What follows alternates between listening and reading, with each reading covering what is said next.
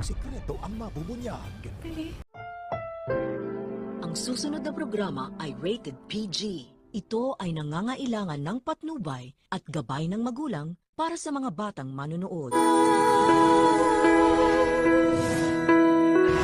Dahil nga sa kawalan niya ang ginawa ni Shaira sa kaawa-awa niyang pamangkin na si Billy, ay napurnada patuloy ang pagkasiwalat ng katotohanan na silang dalawa ni Leon ang nagsabuatan para dukutin si Christy at dalahin sa kalasag.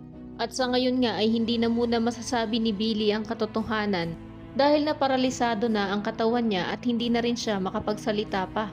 Samantala, habang umiiyak itong si Christy ay sinabi niya kina Leon na tinanong niya lang naman daw si Billy kung ano ang importanteng bagay na sasabihin sa kanya bago siya masagasaan. At sa palagay niya daw ay iyon ang naging dahilan kaya't nag-seizure nga itong anak ni Leon.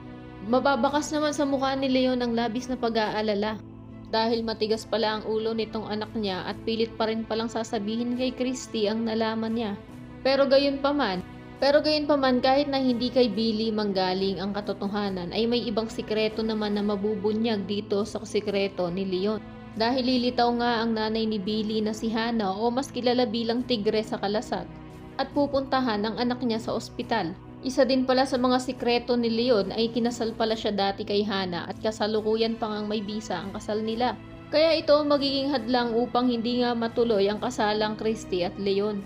Sa kabilang banda naman, dahil kilalang kilala nga ni Leslie ang kaibigan niyang si Shaira na hindi nga ito napipirmi ng walang ginagawang kalokohan.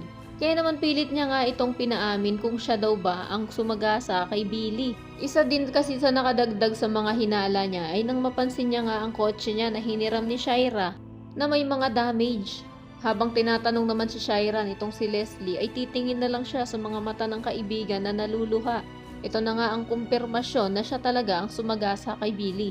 Pero dahil nakuha ng mga pulis ang plate number ng kotse na ginamit ni Shaira, ay itutuloy si Leslie ang hahabulin ng mga otoridad. Kaya naman upang linisin ang pangalan ni Leslie ay sasabihin niya na nga sa mga pulis na si Shaira talaga ang sumagasa sa kaawa-awang si Billy at hiniram lang ang sasakyan niya nung gabing yon. Kaya naman kung isa ka rin sa mga nagnanais na wag naman na nilang igaya dito sa abot kamay na pangarap ang asawa ng asawa ko na lagi na lamang nalulusutan ng mga kontrabida, ang mga pulisya at hindi nga nakukuha ang hustisya na dapat sana ay naibibigay sa mga bida, ay i-click lamang ang like at subscribe button.